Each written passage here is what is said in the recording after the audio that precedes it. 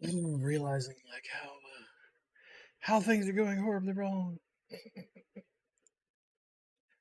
you tell I'm rushing? Just a touch, just a touch. The delay on YouTube in my preview at least looks. Oh man. So, like I think 5 minutes before I was supposed to go live, I spilled half of this water all over myself because dexterity is hard. Ah, what a week it's been. Let's see, what can we start with? So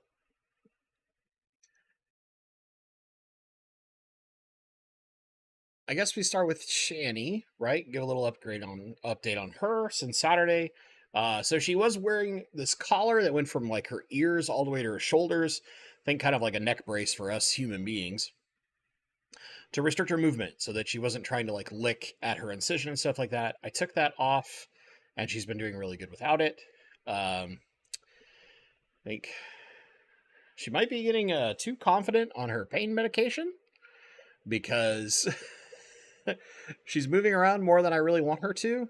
Um, so I might have to call the surgeon back and ask some questions, just because I don't want to risk her aggravating as she's healing, things like that.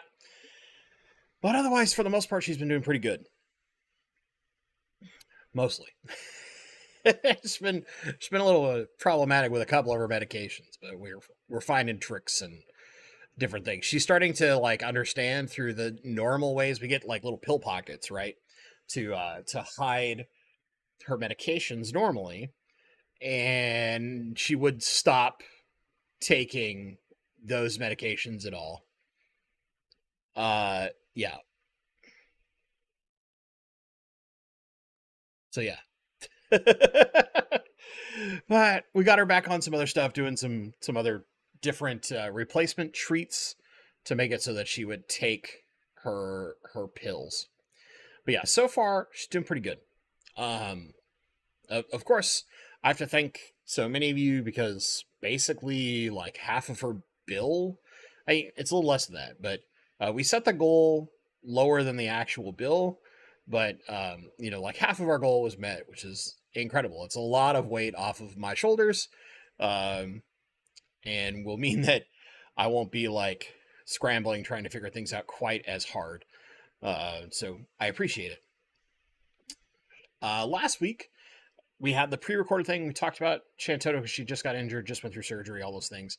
And then I got to go see Hans George Evers, who, man, so he was originally supposed to come speak to my club, but then COVID happened, right?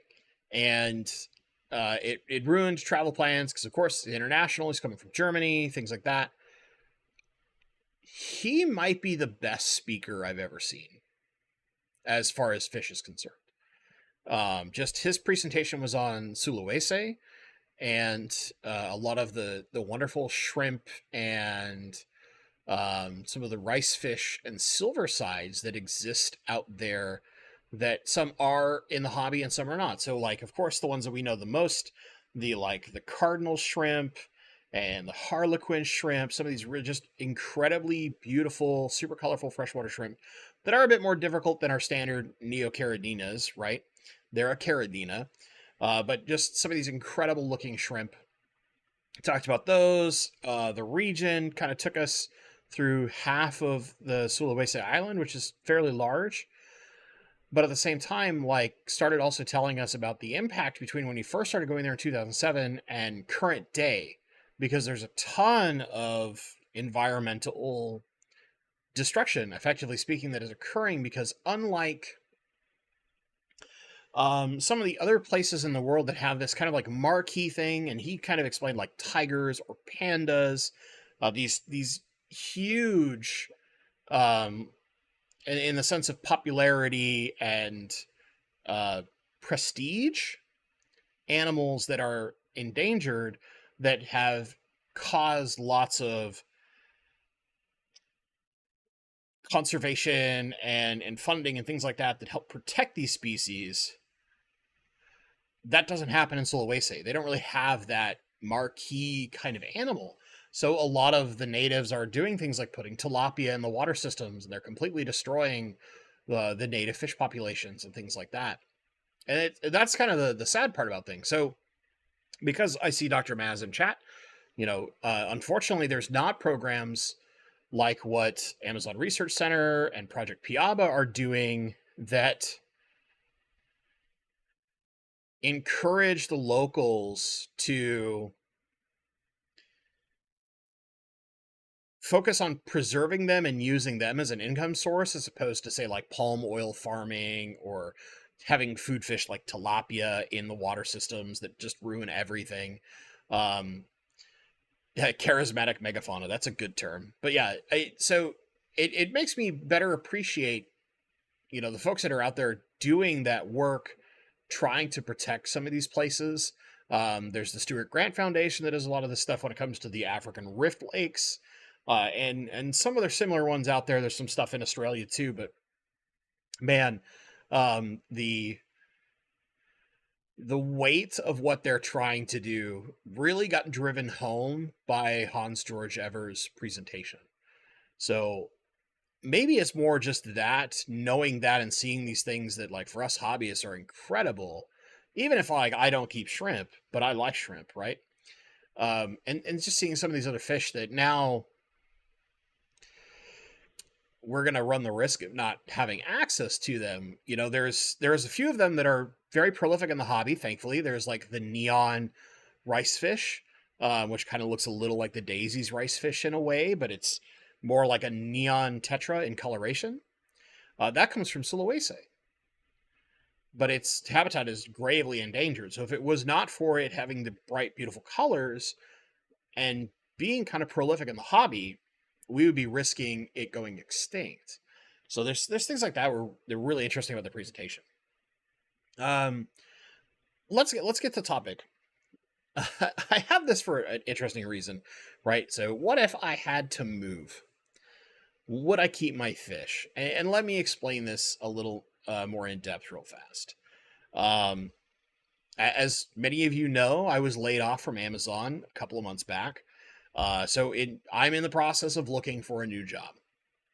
Now, very rarely does the thought of ever moving for work come to mind. But let us say that there was the type of role, and I have tons of requirements that would ever get me to consider moving, but we'll throw those aside. Let us say that something occurred that would necessitate me moving. I would need to be on site or something like that, and I found this amazing role that I couldn't pass up, right? That one, like the dream job or what have you. And the dream job doesn't necessarily mean like changing career fields in this case, but you know what I'm trying to say here is more of just we find something that necessitates a move. Would I keep my fish? So let me detail that conversation first. What I mean is not would I stop keeping fish. No. I'm going to be keeping fish, but more like, would I try to take the fish that are currently in my home and move them? Especially if we're talking about multi-states, like if I was going to Arizona or Colorado, Florida, any of these places that are further away. I'm just going to stop this now because there's a lot of conversation about California. I'm basically never, ever going to move to California. It is literally impossible.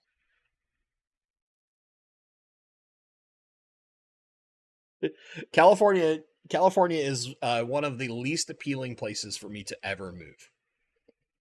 And part of that is just because I'm not a hot weather person, and it is perpetually in the realm of hot for me. So it'd be really tough for me to ever fathom going to California, on top of other economic reasons. Anyway, but yeah, never say never. I mean, if they want to pay me $4 or $5 million a year, sure. I'd have to get paid an atrocious amount of money, like nonsensical amounts of money. Anyway, would I keep my fish? And the short answer is kinda. There are certain fish that I would certainly be doing everything I could to keep.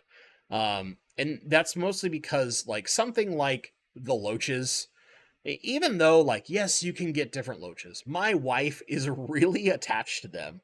So I would be probably trying to find a way to move the specific loaches I have. And then there are some other fish that are kind of rare, or just I have a big affinity to them. So I would probably be doing what I could to figure out how I can move my Wabbenmooster plecos and my running rivers. Right, those would be the ones that it would be like they're on the line, but I really care about. Now, realistically, the true fish out of everything, the one that I care about that would go with me, are my guppies. Do I have friends that have them and stuff? Yes. But I know that I could move between a couple of different people, between some friends. I could get fish within driving distance somewhere, have them housed safely, and know that that person is capable of also shipping them to me so that they don't have to make a big drive. That would it be expensive? Absolutely. But is it doable? Yes. So there's another question in chat that I think is really, really appropriate here. From Sandy Cheeks, which is what about the tanks? Good question. So more than likely, with few exceptions, I would actually probably break down and sell all of my tanks and just start fresh. I would basically figure out what is the minimum number of tanks I need to house whatever I'm definitely taking with me, right? So if I just need a tank for the guppies and something for the loach, right? Let's say that's the minimum, and I'm just gonna resource everything else eventually. Well, that's pretty easy. I can buy 2 tanks, set them up, and then get fish shipped in, and get them set back up and be okay, right? And from there on out, it's basically getting rid of all my equipment, except for, like, I probably would keep the F Zone Fancy Boy as an example. But, like, if I knew I had stuff that was easy to move, lights are relatively easy to move and pack. Heaters, I wouldn't care about those, right? Because I would just build a room, heat the room, do those kind of things. The plants ship really easy, so it's actually pretty easy to, like, ship plants. But I don't have a ton of stuff that's ultra rare. It would really only be like the super rare stuff I would be trying to keep a hold of. And I have friends that could hang on to them and ship them for me. So there's ways to do that. But it's not that, in the grand scheme of things, to me, it is not that difficult to kind of start over, if you were. Because I know where to source almost all of my fish. There are very few of my fish that I would look at and go, I don't know how to get more of them easily. And it's a patience thing. I can wait and get more of pretty much every rainbow fish I own.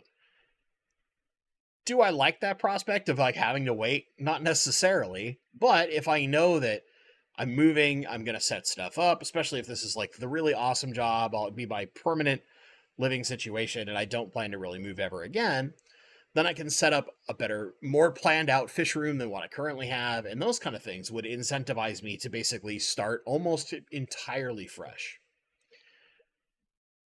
Which means the YouTube would get real weird for a real while, right? How I would have to, that'd be a heck of a series. Like, how do I get rid of all my stuff and then build back up from the ground up? But if you think about it, right, the guppies I can pare down because I can get down to just enough of them to kind of restart the colony. I have friends with backups. Daniken Aquatics is a great example. They have some of the fish. They've been actively breeding them. There's a number of all you folks that have them. I have a number of friends locally that keep them in some way, shape, or form as well. So it wouldn't be impossible to, like, if I had to start completely fresh. But there are places where I go, hey, I'm going to bring you a tank. You're going to keep these fish for a while for me. And I'm going to have you ship a number of them to me. You keep the rest, do whatever you want with them, right? And keep the tank. That would be my bargain for their caring for my fish.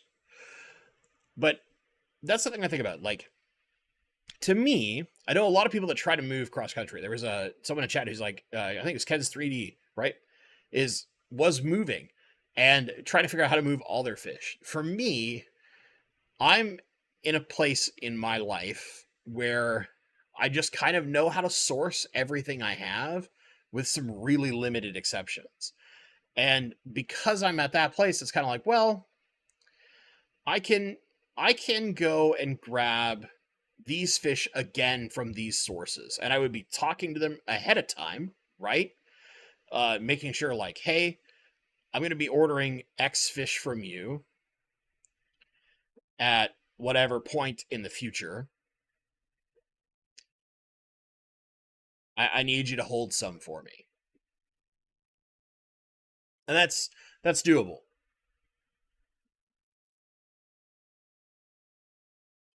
Might be getting some just a heads up. We might be having some like minor stuttering and stuff. I apologize for that. Uh there is a huge issue recently with Comcast um having some vandalism that damaged a bunch of the fiber lines that feed like my entire area. So I know that while I have internet, it's been a little stuttery. So just be prepared. That might happen. I apologize. We'll try and power through. But Comcast has had some issues. So you may see some drops, and I apologize. I can't really control that right now. Yeah, now I see chat's catching up and seeing it. I apologize, guys. I apologize. Stuff's buffering. It on my end, it looks like it's good right now again. So hopefully it stays that way for the rest of the stream. If it's being too problematic, we'll probably have a short stream tonight. But let's dive into questions at this point. So the short answer here is basically, I know how to resource a lot of my things, which would make it easier to plan my fish room from the ground up and make everything significantly better in the long run. And I would probably take that path. So yeah, move to escape Comcast. Dude, I wish. Man, it's Comcast has like a monopolistic death hold in Washington where there's just almost everywhere you don't have a better option than Comcast. And the places you do, it's awesome. Like you can get some fiber in a few places, but not where I live. And Comcast is the only thing that will get you any reasonable level of internet speed necessary to do like streaming or video uploading. There's nothing else in my area at all, not even remotely close, which really sucks. Nabokov fan. Hypothetical, Bentley has offered a high-paying job to go work for Aqualab Aquaria. I actually like Aqualab Aquaria quite a lot. I've ordered from them a few times. San Jose, California, is that right? San Jose, is that what you mean by SJ? Sorry, I don't know all the big California cities. You can tell California and I are not friends. And is planned to work on a gallery-type setup accessible to people at all levels of the hobby. Would you just replace everything with new stock, or would you try to bring stuff and just set up a 75-gallon?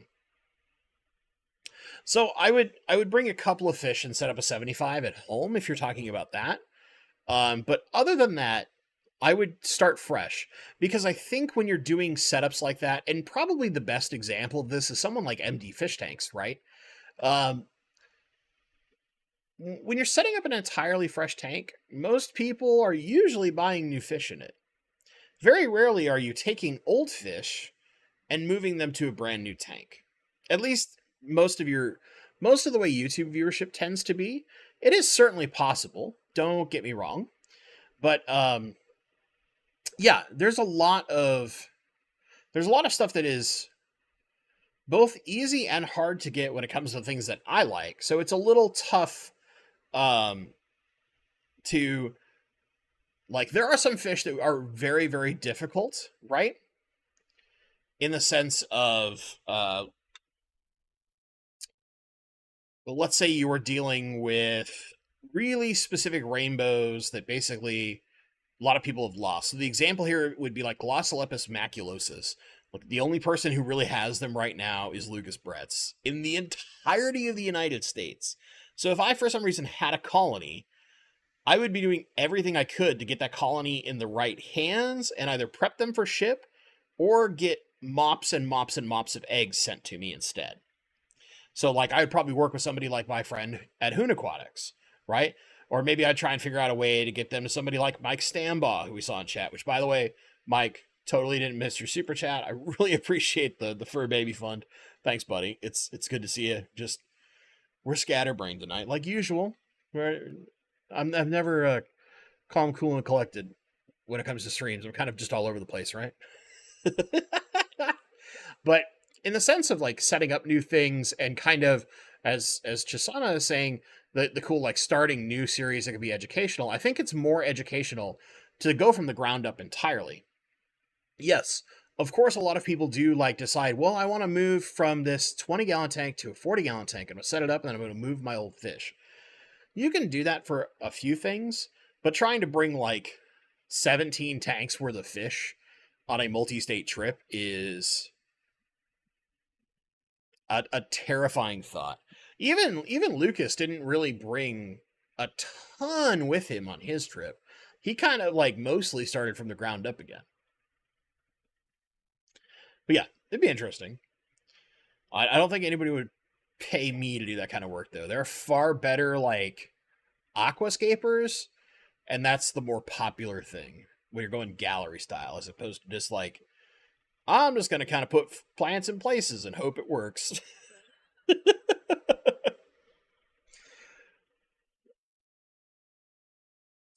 That's a good comment, also from Avocado fan. One of the big questions for me as to what to keep or sell would be, how big is the hobby in the new location? What do you easily have access now to right now? You have one of the biggest clubs. Yeah, like I'm very lucky. I'm in an enormous club. Not the biggest, but one of the top 3, probably, maybe top 5. I'm not sure. I know like Maasai and San Francisco are probably the 2 biggest. And then shortly after that might be Garden of Eaters Club down in Pasco County, California, or not California, Florida. Geez, the other hot place, the humid hot place, not the deserty hot place. Yeah, now that California is all desert, some of it is, but because they're actually a fairly large active club. I've heard from a number of people who've spoken there that they like really love that place because it's so busy. But yeah, I think that's a good thing to think about, right? Like, how active is the scene there? Like, have you scouted ahead of time? Like, are there good fish stores? Is there a club? Things like that. For me, it would be like, how much faith do I have that certain fish ship well versus don't ship well? Because as rainbows get bigger and bigger, they're almost impossible to ship. So you're almost better off getting either like baby fish and starting fresh and waiting that time out and all that kind of stuff, or getting mops full of eggs and really starting over, right? Because now you've got to hatch them and raise them and all that kind of stuff. Yeah, it's kind of interesting. I think that's very interesting as a concept to think about there. Isabel C, would you say that green killing machine helps, even if a little, diatom and blackbeard algae? So by green killing machine, do you mean like the UV sterilizer, or are you talking about the like the green slime killer, or some of the products that are like a chemical additive to your water? So if you're talking about like the UV sterilizer, not really, because those things are already established, whereas what the green killing machine, the UV sterilizer unit, is designed to do is kill green water, which is, algae blooms at the water level, so it just kills them off as they flow through. But like string algae and blackbeard and stuff like that, they're kind of in place. So that UV sterilization of the water affects the water, but it really won't affect the algae that's already in place. It could prevent it from coming back potentially if you got it all removed in the first place, but not necessarily kill it off. Now, if you're talking about a chemical component, then I potentially, although most of them are designed for really specific things. Okay, good. You do mean the UV sterilizer I'm thinking of. Good. I kind of thought so, but there's also what is it, like the green slime killer or whatever. It's basically just like erythromycin in a thing, but it's designed to deal with cyanobacteria. And there's other products like that that have similar names. You know, some of the algae treatments and things like that. Yeah, yeah, yeah. Well, this that's another great question too. There is like in regards to the whole traveling thing, like how different is the water where you're moving to? Because well, let me tell you, man. I've dealt with a number of issues with big differences in water, like trying to keep guppies that are used to super hard water when I don't keep my water like ultra hard. I've had trouble in the past, and then in like my case, my guppies don't like ultra hard water for their first generation. They actually need generations to grow up in that water before they stabilize to that super well. So I've seen some people struggle with like really hard water that is good for other live bearers that might not be all that great for like my Moscows, just because they're used to like about 140 TDS or so. So really not a ton of mineral content in the water. That's a good one. Thankfully, rainbow fish acclimate to that stuff really fast. I would be more worried about, say, like the loach and the guppies in those cases. What about an oxidizer? So if you're thinking like the Twin Star that has that little thing for an atrocious amount of money, uh, that oxidizes the water to create like hyper oxygenation. Um, I have yet to see conclusive proof that those actually work, but I've seen enough people use them and seem to have less issues, big quotation marks, with algae than they've had in other tanks. But it's also hard to know, like, do you know for certain that that tank is as balanced as the other tank that is having the issues, right? There's just so many little obstacles at play that it's hard to definitively say it's the little oxidizer thing that you paid way too much money for. I feel like you're probably better off just doing really high levels of oxygen in your tank rather than getting one of those oxidizer devices. And then the other question is like, do you mean oxidizer like H2O2? Well, like H2O2 is great at killing off algae, as Luke is kind of mentioning in chat there. But you know, it's a band-aid, right? It's not. It's a short term, not fixing the problem long term. The long term is, of course, slowly addressing the balance in your tank and getting it all under control so that the plants are doing their job, controlling most of the stuff. You don't have too much light. You have kind of enough light, but not too little light. It's a really like careful balancing game. But you can use these things in the short term, and as Luke is saying, it's like kind of the best band-aid to help get toward that path a little faster without it being as slow a process. Is it perfect solution? No, but it's a start to a solution is the way that I would look at it.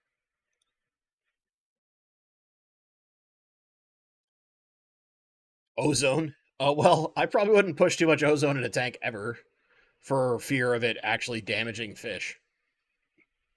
I don't know how well it's been studied, the use of like injecting ozone into an aquarium.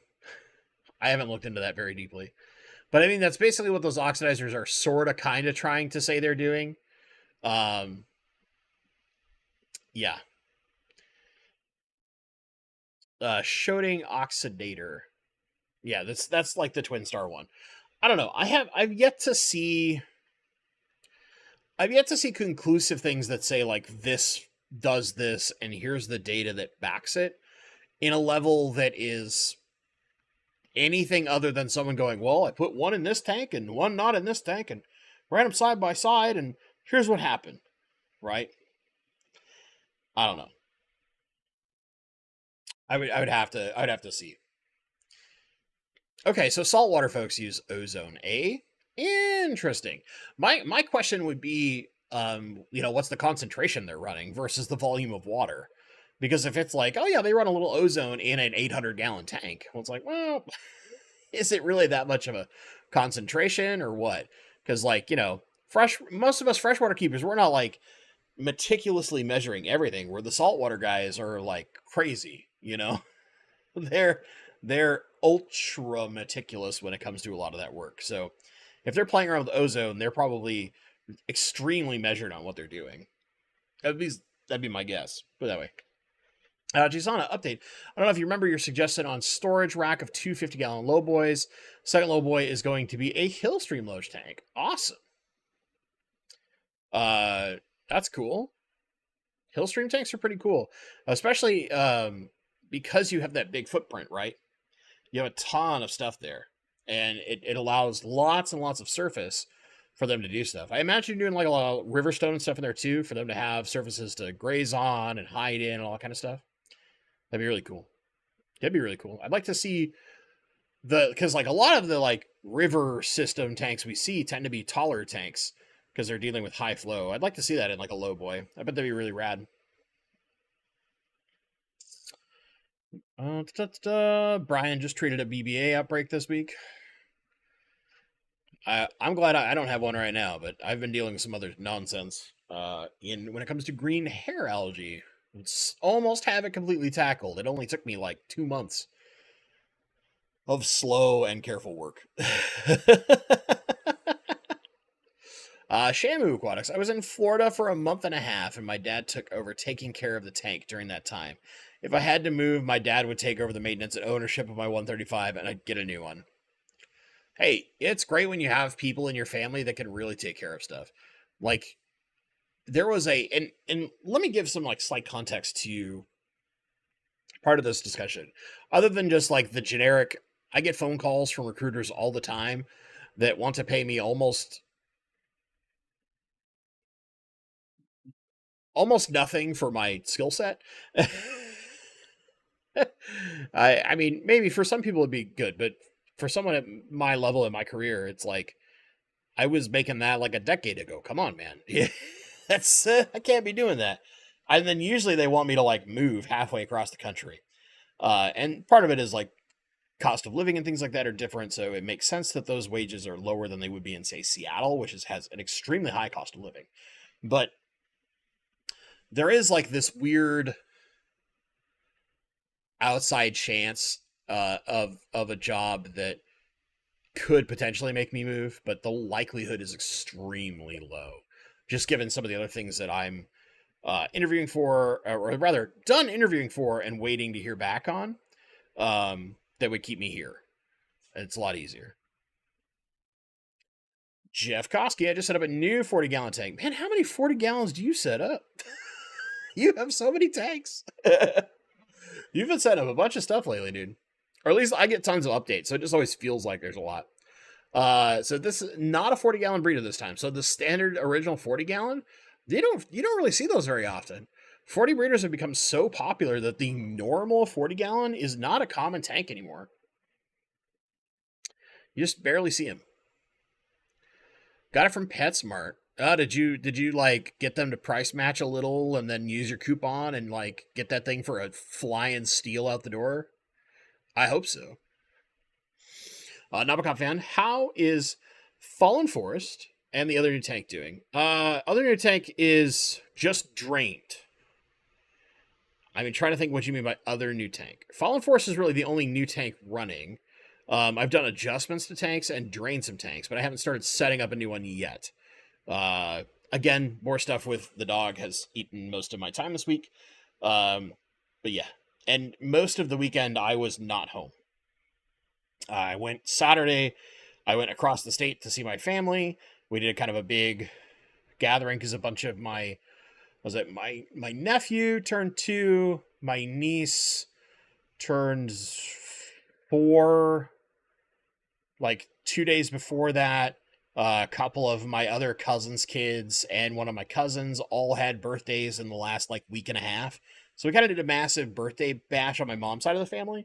So it's like saw my mom, saw my aunt, my uncle, a bunch of my cousins and their kids. Really only very few of my mom's side of the family that I didn't see, but it was kind of a big bash, a big 1-day trip because it's like 3.5 hours each way on my drive because I have to stop and charge the car, right? Um, because it can't do it all in one shot. But yeah, so most of that, and then Sunday was back here spending time with Shani, letting her get her time out and all those kind of things. But yeah, so back to that. Fallen Forest is doing good. I've got a bunch of like surface diatomaceous algae that's happening, so surface brown algae.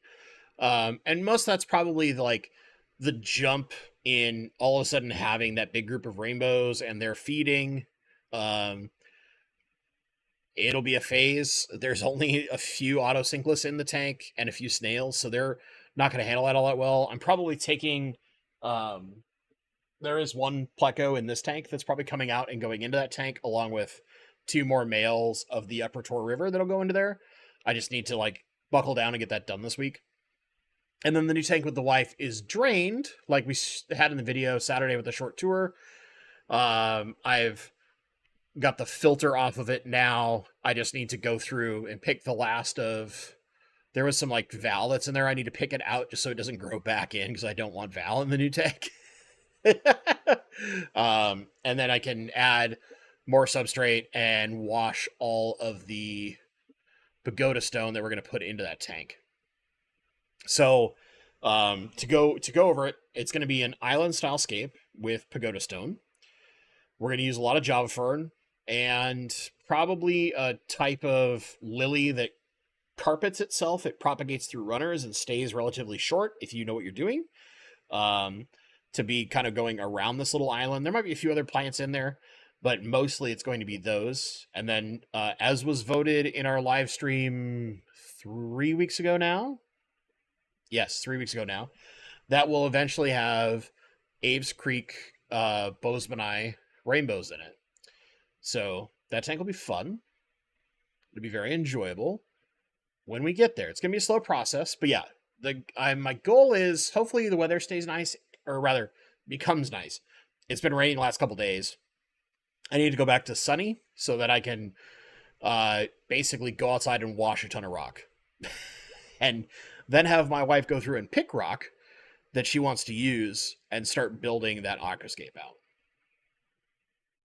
out. More than likely, trying to think, I don't know how much of the process of putting the actual like rocks and stuff in place will film. I got to figure out if I've got a way to film it to where I can do like a time lapse without it being intrusive. Just because there is some kind of tight space in that room, and making sure that my wife has like a good point of view while I'm muscling stuff into place might get a little hairy, but we'll see. we'll see how that all pans out. But yeah, I'm hoping to get all the prep work basically done this week, depending on how the next couple of days go between waiting to hear back on a couple of interviews and stuff like that. And then I also have one interview I have to do later this week. But other than that, trying to get some of my spare time and spending time with dog as she's recovering from surgery and all that kind of stuff. It's eating a lot of time in lots of places, so it's hard to get enough dedicated time to do some of those things outside of just generic maintenance of my tanks around the house. Life, man. It loves to just like keep hucking wrenches into the works and making it go slow and not as steady as we'd like. But eventually, I'll get there, and it'll be nice.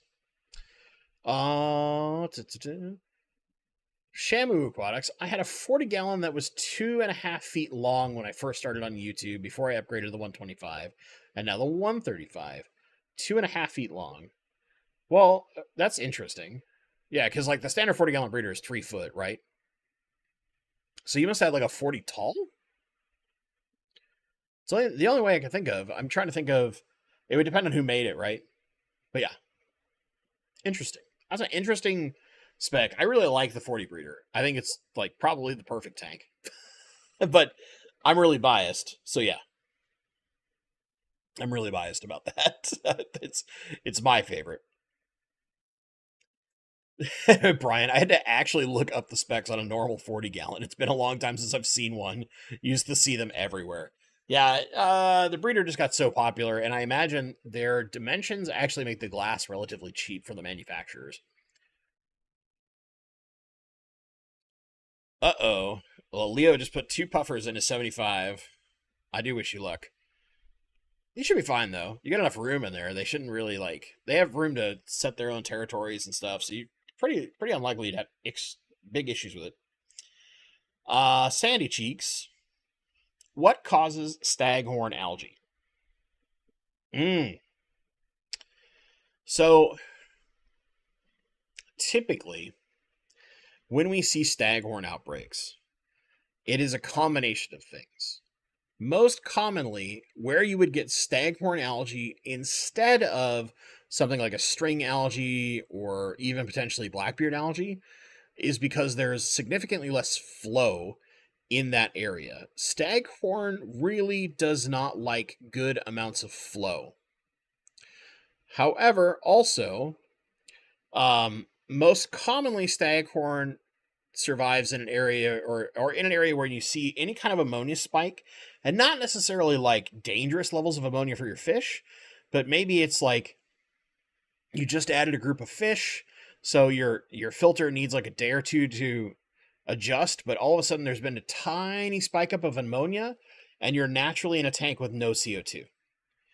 If you're not injecting CO2 and you potentially have limited movement, so you're not really causing a lot of gas exchange, which means you're not getting a lot of CO2 moving into the water, or maybe plants that don't do really hyper aggressive growth, so they're not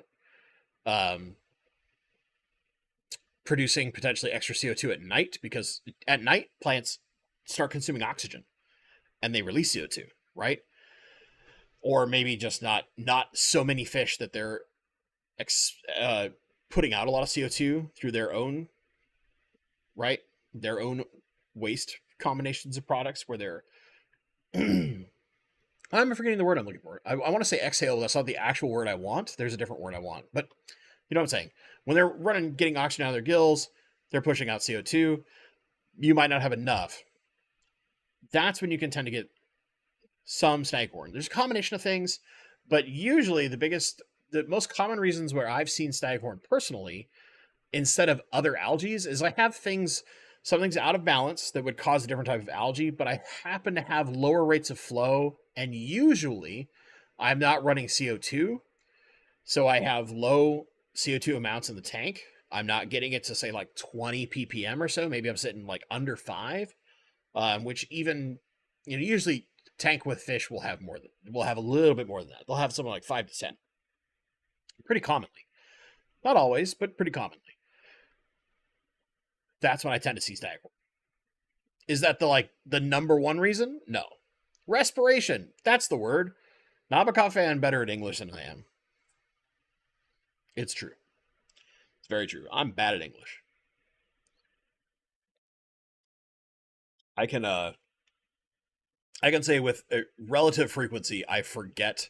I'll know the word I'm trying to think of, but I cannot remember the actual word itself. I can describe the process, but never the word.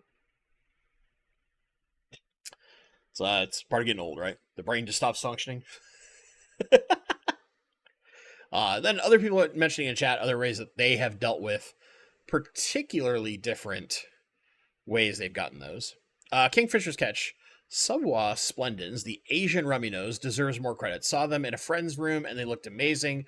Will be added to a list of future fish. Yeah, Dan's Fish has kept them a couple of times and had them for sale. They're a pretty cool looking fish. If you're trying to go that route, it'd be a little neater to have those than like the standard ones, right? Just because they're different. But you know me, man. Most of the time it's going to be like, new tank? What rainbow fish goes in this one? That's the problem when you get addicted to certain things. Like you just when you find your wheelhouse. I wonder what it's like, because I can't say I've seen a fish room of somebody who's like a big tetra head and like just keeps like all the tetras under the sun. I mean, that would have back in the day been like someone like Rosario Lacorte, but that's also before we had like high levels of filming people's fish rooms and stuff. So, but I mean, that guy is notorious for breeding all sorts of tetras. So, I bet at one point his fish room is probably amazing if you were a tetra nerd. Baron, welcome back. Good to see you. Shamu Aquatics, my 125 was 5 feet long. Interesting. Forgot the height when I calculated the volume. I upgraded to the 135 because the 125 was stupid tall. So it was probably like 30 inches tall then. Just trying to think about it in that regard. Um, given that it's only 5 foot. So like I have, or it was really deep, right? It was deep front to back. So like an example is the Guppy Mansion is 140 gallon acrylic, and it's 5 foot by 24 tall and 21 front to back. It's weird dimensions. It's really weird dimensions, but it holds a lot of water. Nabokov fan, in your new tanks you're working on, any chance you'd ever do a full blackwater aesthetic? I have my shrimp tank slowly getting more tinged. The epiphytes pop so well with contrast.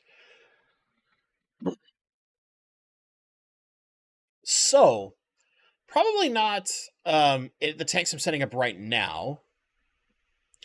There is a specific rainbow fish that has to be basically blackwater, and that's the Caligicora, which is a really, really neat fish. And there's not a ton of them in the United States. There's a couple people breeding them, and I know how to get them, but they typically want to be in blackwater.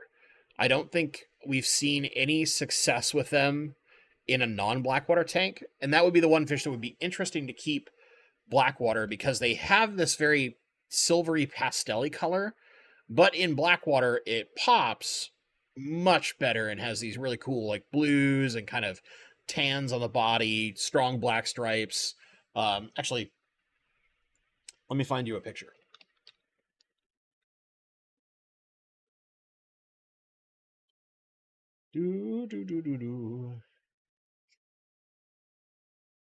There we go. Go here.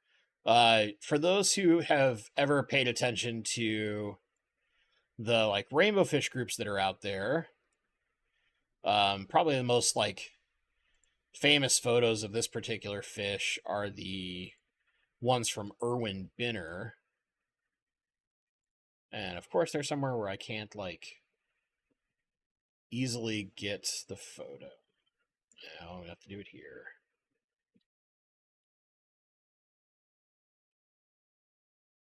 Have to cheat.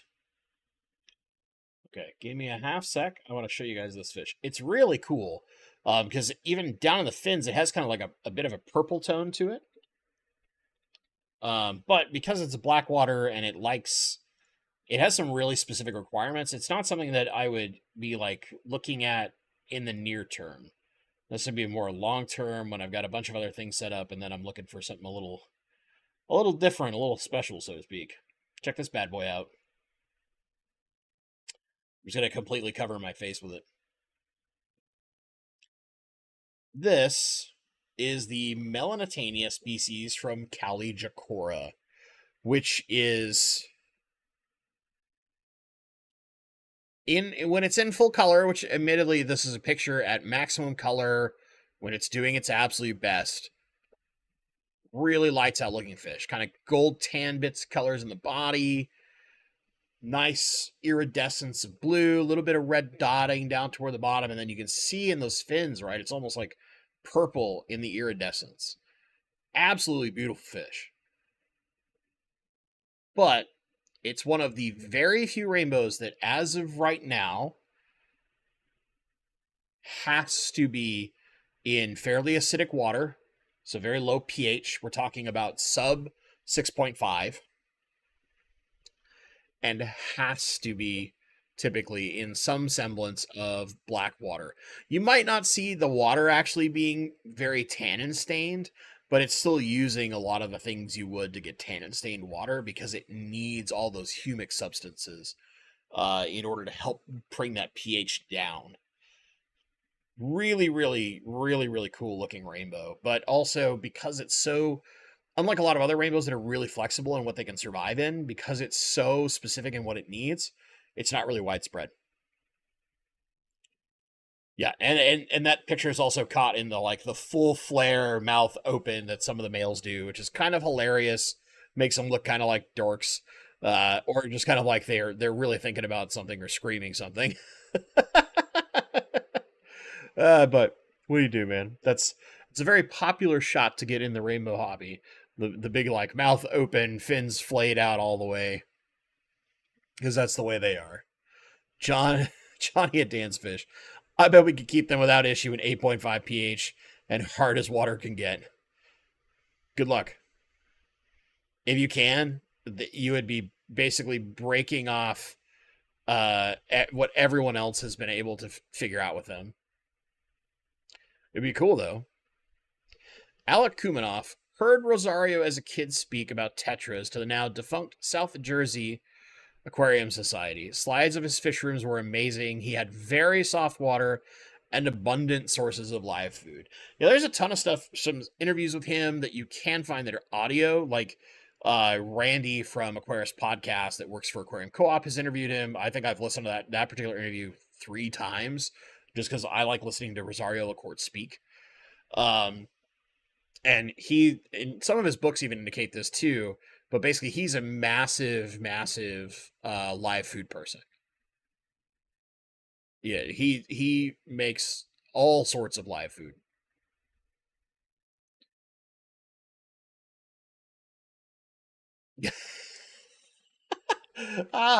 It's so Brian Radovich.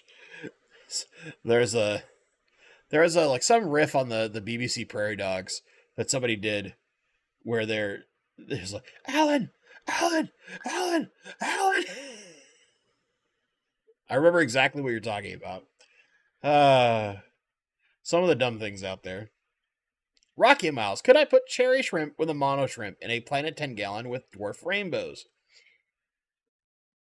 Can you? Yes. Will it work long term? Probably not. Even dwarf rainbows tend to be heavily predatory of shrimp. They might not be as likely to pick on full adult size of monos, but they will pick off the cherry shrimp.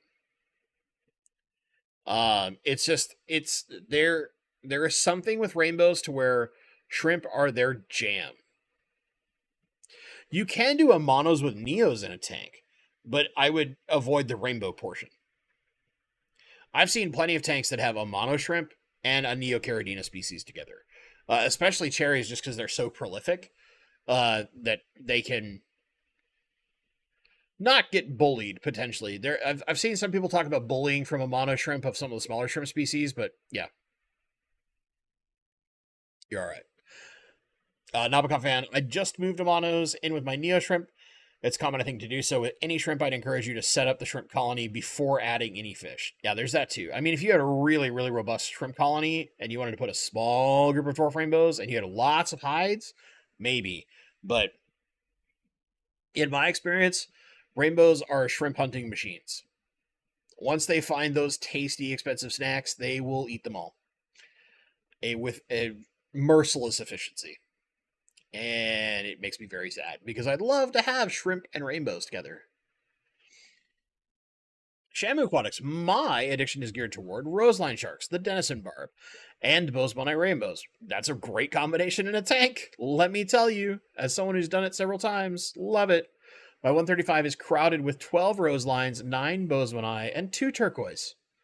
A little bit of blue in there. I like it. And many other fish. I want more rainbows. Dude, there is something about, and this might be the last unless we got another good short question, but there is something about seeing a good sized group of roseline sharks together because they school and play in a fantastic way. And because they're just as active as rainbows but have that very different body shape and coloration, they make just a fascinating tank to watch collectively, right? Because you'll see this interesting difference in the way that the roseline sharks, the Denison barbs play versus how the rainbows do their things. But they'll all just swim around together, and when it's food time, everybody just comes bolting over to you, and it's like, oh, my babies, here's all the food. There you go, babies. Good go. Rocky and Miles, yeah, Shantoto's doing pretty well. I just had to put her away, but she recently got her collar off, which she's liking. She's been a little bit of a pain the last 2 days about taking her medication. She's kind of figured out that the pill pockets are hiding her medication because 2 of the pills are very strong scented and she can smell them. So we've had to find alternative means recently, but we'll see how that keeps going. She's also getting a little too active, and I might have to talk to the surgeon just to get some advice on what to do that won't also make her massively depressed. Because if I just leave her in her crate all the time, she'll be depressed out of her mind. So we'll see. I gotta figure that out. Make sure I didn't miss a question before Leo's, but I'll try and hit them both if I do. Okay, so Leo. A question 3 weeks ago, I treated my tank with Fritz slime out. It cleared it, but now I've got more of the green slime algae growing. What could be that this time? So it's probably the same problem. It's just that we haven't like fixed the balance that brought the green slime algae on in the first place. The slime algae is just going to kill it, but it can come back from the same reason. Like it's a bacteria, and you might not kill it all, because usually after you use some of the slime outs, things like that, you have to go through and try and get all of it out, the dead material, because it can, if even like one little bit of it survives, it can come back on you. And that's kind of the sucky part with cyanobacteria, blue-green algae, etc., is that being a bacteria, you can do things that seem like you've taken care of the entire problem, but it can come right back. I'm actually dealing that with one of my tanks right now, and it's me trying to like slowly balance it away naturally, as opposed to just like chemically bombing it over and over and over again. That being said, you might try like dose it, water change, dose it, water change, dose it. And when you see all of it dead, do it one more time. Rocky Mouse, string cheese works for my dogs, active dogs, tricky when needing to rest. Yeah, I've had some pretty bad reactions when it comes to any kind of dairy with my dogs, so I can't really do string cheese. We went and picked up like some hot dogs. We're hoping that's going to do the trick. We got really specific ones that are, low sodium and more natural product and less garbage in them. But yeah, that's the next tester right now. We'll see what we have to go with. But we've did the like shredded chicken earlier, and we used like had done some tacos and had some leftover chicken.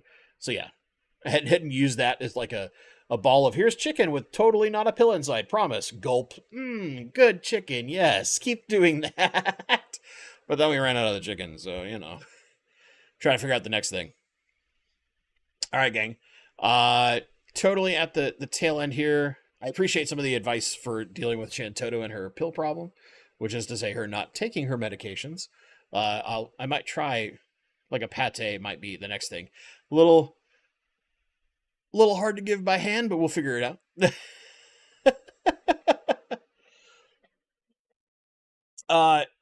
Yeah, so there's a thing. If you really wanted to do rainbows and shrimp, you could start looking at like pseudomagills instead of the bigger rainbows. So like red neon rainbows and something like that are much smaller. Those are not going to predate on them nearly as much as some of the bigger ones. So yeah. When my pups are in the crate. Yeah, so Shantoto, several times already over the weekend and this week, woke me up at 1 a.m. and then 4 a.m. because she didn't want to be in her crate. She wanted out. And she was really tired of having the collar on. But without the collar last night, didn't do that. So here's to hoping she doesn't keep trying to wake me up at like 1, 3, 4. Please let me out. Like, oh, you're killing me, dog.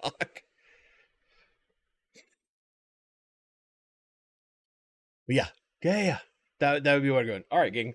I'm going to call it here. I don't think I see other questions right now. I hope the rest of you enjoy the rest of your evening. Having a lovely summer so far. We're in the very quiet weeks of Fish Fam life in the summer, but I really appreciate everybody. Again, I cannot thank all of you, especially for some of you in chat who have donated to help me and my wife take care of Shantoto. I can't thank you guys enough. I mean, the sheer generosity of the Fish Fam is always incredible, and once I get back to normal, I got to figure out a proper way to thank you all properly. So, with that being said, I'm gonna go have some dinner, then spend some more time with the treble mutt, before it's time to go to sleep. So with that being said, guys, as always, thank you so much for watching, and stay awesome.